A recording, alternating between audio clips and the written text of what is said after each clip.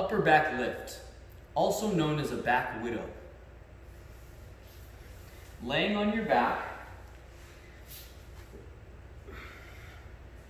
you're going to engage your core, pressing the lower back down to the ground.